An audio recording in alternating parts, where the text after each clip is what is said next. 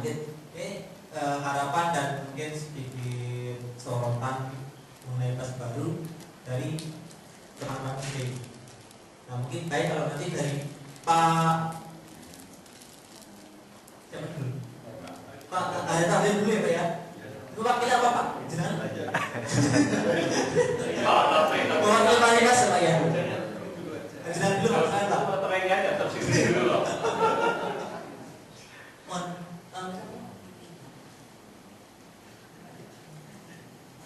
Ada tadi tokoh yang sangat getol dalam gerakan lintas iman dan di Facebooknya itu semacam diary Pak ya.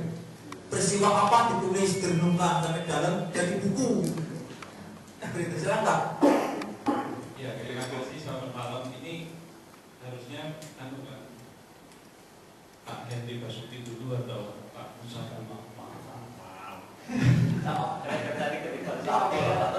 Enggak, tapi tadi begitu ya. Ini mewakili mana saya langsung maju. Ini jadi susah memang sampai hari ini saya kalau ditanya mewakili mana ya saya nanti jawab sama masih mencari, ini harus jujur loh ya. Saya harus jujur masih mencari istilahnya ya selalu tersesat di jalan yang benar.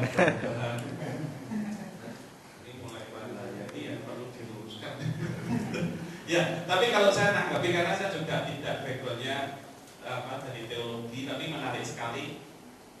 Tapi ulasan dari Romo, Budi juga dari Mas Teddy. Bagi saya sendiri itu dari perspektif saya saja ya. Sangat menarik sekali karena fenomena paus yang baru ini mau tidak mau mengingatkan saya pada fenomena birokrat di Indonesia yang sedang terjadi juga.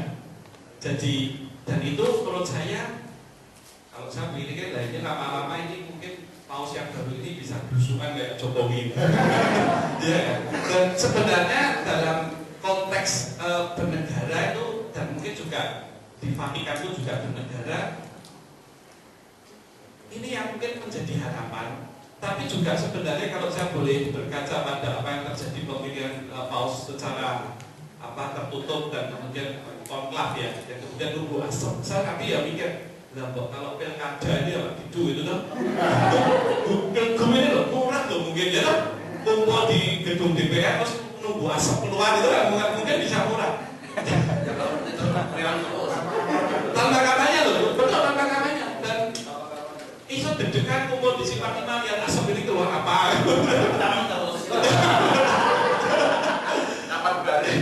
tapi ini yang menarik. Bagaimanapun sebenarnya kita pernah mengalami masa itu di China sebenarnya juga sama kan. Pemilihan presiden yang baru ini pun juga melalui ada sesuatu sebenarnya kalau saya berpikir ini dari saya bagaimanapun mungkin tetap ada butuh di suatu bernegara pun sesuatu yang sakral yang harusnya dilindungi.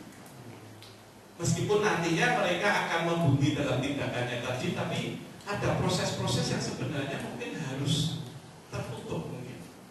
Yang meskipun nanti siapapun yang terpilih seperti di paus ini kan sudah kardinal pilihan seluruh dunia. Dan buat saya ya luar biasa ini mewakili semua umat di dunia, umat Katolik di dunia, negara maju sampai negara terbelakang, negara kaya sampai negara miskin, negara demokratis sampai negara mungkin yang masih otoriter kan sebenarnya. Dan ini bisa diterima dengan sangat luar biasa dengan kepatuhan. Nah ini sebenarnya bagaimanapun sebuah negara. Saya lihat kayak Indonesia sendiri mungkin demokrasinya kebablasan atau ya gimana sehingga menurut saya kadang isu-isu terhadap pimpinan terhadap kepala negara pun menurut saya kadang sudah melampaui batas. Wajar melebihi batas kalau saya bilang ya susila juga.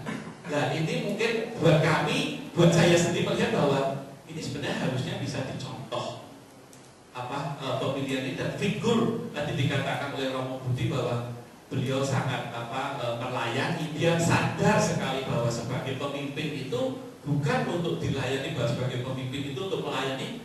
Ini bisa menjadi contoh yang sangat luar biasa sekali. Gak cuma Jokowi tapi juga paus yang baru ini pun sudah memberikan tauladan yang sangat luar biasa sekali. Jadi saya melihat ada proses-proses yang mungkin kita harus kaji ulang mungkin memang ya tampaknya harus disorot misalnya seperti anggota DPR yang tidur dan kemudian buka gambar porno atau dan lain-lain. Tapi saya lagi berpikir apakah memang itu perlu dikomunikasikan malah sekarang. Kalaupun dia sebenarnya selesaikan secara internal saja, kadang hal-hal begitu malah memperburuk dan tidak menyelesaikan apapun sebenarnya. Malah jadi kacau balau. Saya nggak tahu di dalam konklaf itu kardinalnya gimana, kan kita nggak ada yang tahu loh. Ya kan, mungkin mereka yang buka iPad saya nggak tahu, tapi mungkin nggak ya. Tapi artinya sebenarnya harus ada sesuatu yang dilindungi. Di China pun PKC-nya, Partai Komunis Cina-nya, bagaimana mereka rembukan untuk menentukan presiden dan itunya kita nggak pernah tahu seperti apa. Jadi mungkin yang harus dikaji kalau saya berpikir begini, pemilihan memang betul anggota DPR-nya pilih yang benar-benar punya integritas, yang mumpuni caranya, sehingga kita bisa taruh kepercayaan ya sudah memang sudah dipilih toh. Nah kalau sudah dipilih masih dipasang CCTV, ini nanti tidur apa enggak, sebenarnya jangan dipilih sebenarnya. Jadi kalau saya belajar dari pemilihan paus di Vatikan ini sangat luar biasa, sebuah sistem yang sudah bertahan oleh usia tahun dan kemudian juga disepakati dari negara dari manapun juga. Nah ini pembelajaran ini yang menurut saya cocok untuk kita ambil. Dan kemudian kalau untuk komentar saja, saya nggak tahu Argentina itu negara Katolik terbesar di dunia juga ya kalau nggak salah ya. Para seperti Filipina.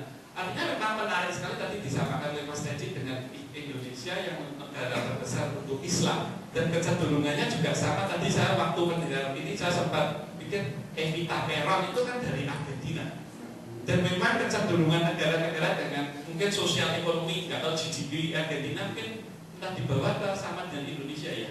Ini sedikit di bawah sekarang. GDP per kapita Indonesia hampir 4.000, mungkin Brasil yang bisa mendekati, tapi kecenderungan untuk memang memitoskan itu kan ada, ya kan?